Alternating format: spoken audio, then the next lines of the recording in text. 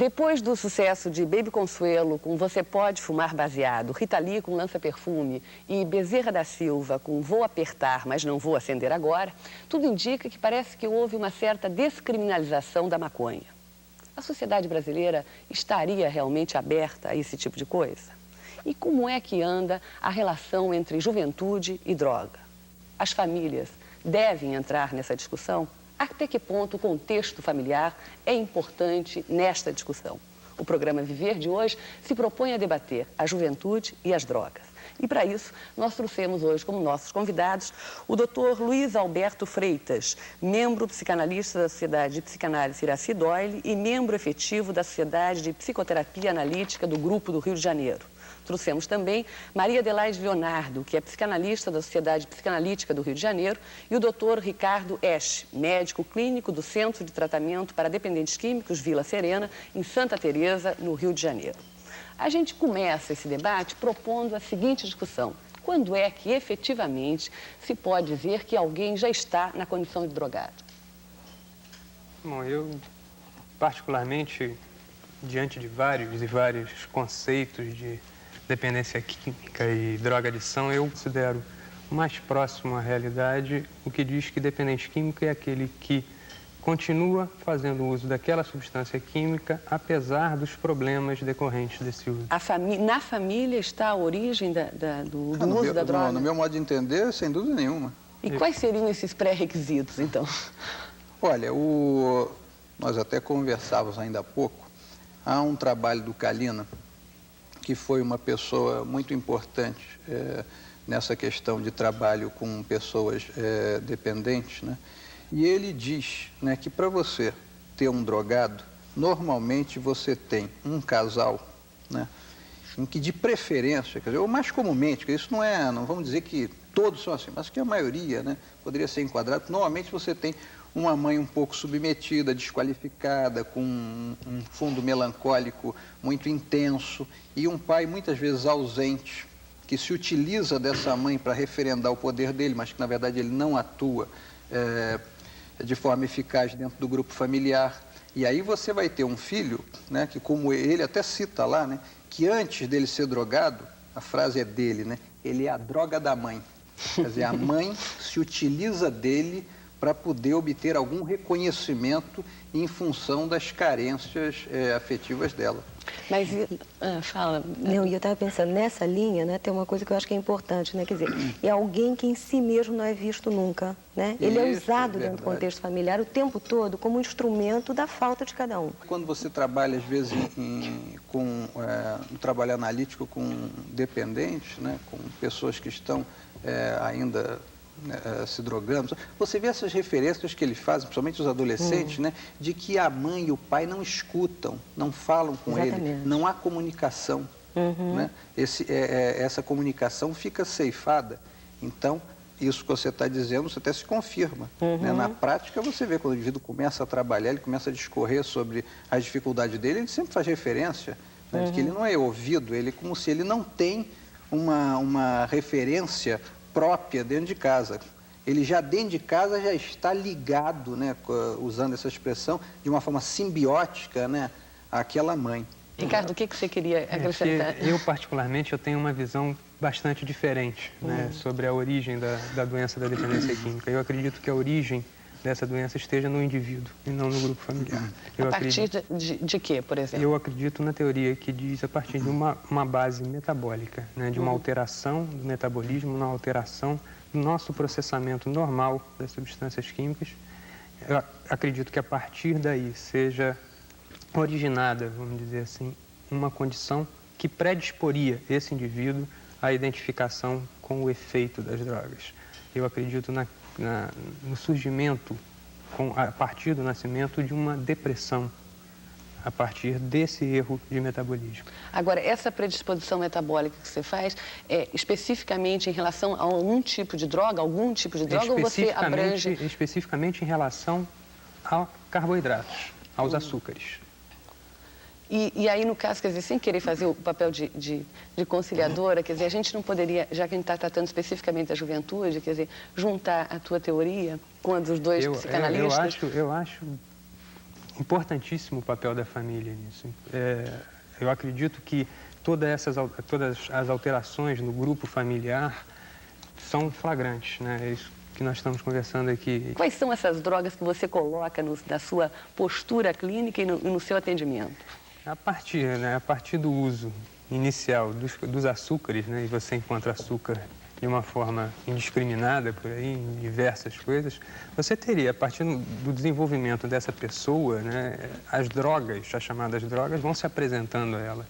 Né? E você tem drogas como substâncias químicas, né, que você teria o tabaco, você teria o cigarro, você teria o álcool, você teria os remédios, você teria as drogas ilícitas e você tem também outros tipos de drogas, né, e que no fundo serviriam para o mesmo fim, né, para a mesma finalidade. E aí você tem a religião, você tem o trabalho como uma droga, você tem uma série de outras coisas, uma relação, o sexo e diversas outras drogas que podem ser usadas por essa pessoa de uma forma compulsiva, vamos dizer assim. Adelaide, você estava questionando o que exatamente? Não, fiquei curiosa, né? Quer dizer, com essa visão, né, de uma causalidade assim, mais metabólica, biológica, né? Qual era a abordagem terapêutica que vocês faziam, né? Quer dizer, como é que vocês tratavam isso, né? Que pra gente fica mais claro, né? Quer dizer, agora, como é que você vai alterar essa coisa metabólica, né? Sim, e aí, antes de até ele responder, eu ia perguntar, mas como é que entra essa questão? Quer dizer, só entra então na dependência química, porque essa que você até citou, essas últimas que estão aí em moda, a questão do trabalho, a questão do poder, maior, como eu digo, é a maior drogadição que nós temos atualmente, é a drogadição pelo poder. Como é que isso você também encontra, se alguma predisposição? Sim, é uma predisposição a alguma coisa a mais, a esse comportamento compulsivo, obsessivo em relação a alguma coisa. Essa coisa a mais poderia ser encontrada numa coisa não química, né, como isso que a gente tem dito. Justamente a dificuldade do dependente químico é o equilíbrio entre as diversas áreas da vida dele. Bom, mas eu acho que num aspecto todos nós estamos de acordo, né? Que a família é muito importante, seja causa ou seja consequência, enfim, como se possa chamar. E como é que a gente pode efetivamente engajar essa família no tratamento desse adolescente drogado? Vamos lá. Bom, eu acho que a família é parte fundamental para o tratamento do dependente, né? Ela, obrigatoriamente, ela deve fazer parte desse tratamento. Ela é afetada, né, durante um período grande, a família adoece junto com o dependente e para que esse tratamento tenha algum resultado prático, ela deve fazer parte desse tratamento, sem dúvida. Na tua prática, você inclui a família no tratamento? Quer dizer, sem dúvida. A família é chamada... É chamada junto com o doente, com o dependente, é avaliada junto com esse dependente e é engajada no tratamento em um programa familiar específico para familiares, junto com o dependente. Aí, Ricardo, nesse programa específico familiar que você chama, você aí converge para a opinião e para a colocação dos dois, ou seja, a família é fundamental para, inclusive, acompanhar a cura? Sem dúvida, sem dúvida. E aí, em que vocês divergem? Olha, eu não sei se também tem assim tanta divergência. Tem só essa fundamental, né, de causa-consequência e tal. Mas acho que tem alguns pontos que são pontos em comum. Por exemplo, o trabalho com a família, ele é fundamental. É claro que você, em consultório privado, você não pode atender, às vezes, ou se propor fazer um trabalho desses, né, de um início de um tratamento com drogados. Isso já fica para uma parte posterior, porque muitas vezes a gente entende que é necessário afastar até esse paciente da família, porque como a gente entende que a família está fazendo uso dele, né, a gente esteja afastando ele por internação, ou seja, afastando ele, como modernamente se faz em alguns locais, quer dizer, botando em lares substitutos tempo integral ou em lares substitutos tempo parcial. Quer dizer, isso aí só para mostrar, quer dizer, que numa fase inicial há um trabalho, vamos dizer assim, muito intenso a ser feito.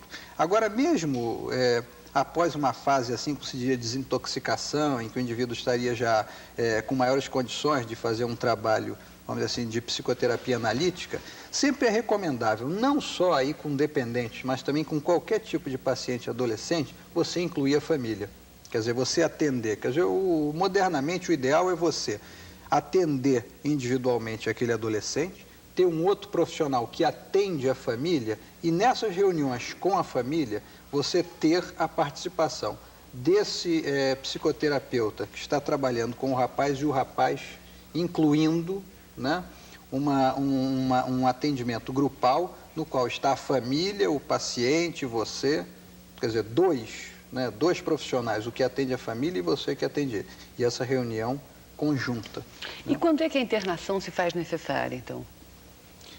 Eu acho que a internação se faz necessária nesses primeiros momentos em que a situação está muito grave, porque você vai ver que em determinadas situações o rapaz ou a moça, às vezes está correndo já risco de vida.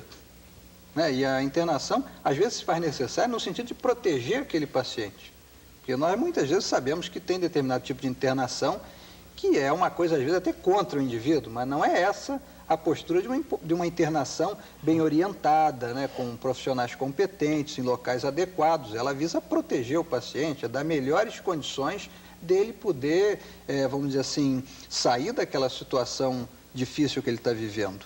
Ricardo, você desenvolve um trabalho na Vila Serena, né, que é uma clínica exclusivamente para esse tipo de atendimento, né? Fora a Vila Serena, que outras entidades, por exemplo, os pais podem procurar, enfim? Olha, nós, dentro da nossa linha de trabalho, né, que é um tratamento com base em uma melhora da qualidade de vida dessa pessoa e do grupo familiar como um todo, nós usamos aí dentro desse tratamento um programa de vida, um programa de recuperação, que é baseado no programa de 12 Passos de Alcoólicos Anônimos. E dentro disso existem os grupos de Alcoólicos Anônimos e os grupos de Toxicômanos Anônimos, que já existe em número de 4 no estado do Rio de Janeiro, e que desenvolvem um programa semelhante, inclusive gratuito. Perfeito. Eu queria fazer uma última perguntinha. É o seguinte, quais são os riscos efetivos, não só na área psicológica, mas também na área física, né, que o drogado pode ganhar, né, pode capitalizar? Quer dizer, o que a gente pode passar como informação típica, né, da droga, traz que tipo de risco, de deformação, enfim? Eu queria só fazer uma colocação. Na droga está sempre implícita a questão da morte. Claro. Né? O tempo todo, né? E aí eu acho, quer dizer, eu não posso te responder muito do ponto de vista físico, né, biológico, né? Mas a morte psíquica está o tempo todo implícita, quer dizer, a questão da loucura está o tempo todo beirando a droga, né? Quer dizer, na verdade você pode falar que o drogado, ele se droga como uma alternativa para não ficar louco, para não ficar psicótico, né? Quer dizer, e eu acho que aí tem a morte mesmo, né? A morte concreta, né? A overdose, enfim, todos esses riscos que eu não sou médica, mas de fato todo mundo sabe que existem, né? Eu gosto muito de falar em termos de morte, que a morte é o final de todo drogado não tratado, né? E existem 3 tipos de morte, né? Que é a morte física, né? A morte psíquica, mental e a morte espiritual ou emocional, que é a que acontece primeiro. Perfeito. Eu acho que com essas informações, pelo menos básicas, a respeito da relação com a droga, a gente encerra o programa de hoje se utilizando de uma expressão do Ricardo, que é a seguinte: a gente está aqui nesse programa propondo um programa de vida. Viver volta amanhã com outras informações e com outras propostas de debate. Até lá.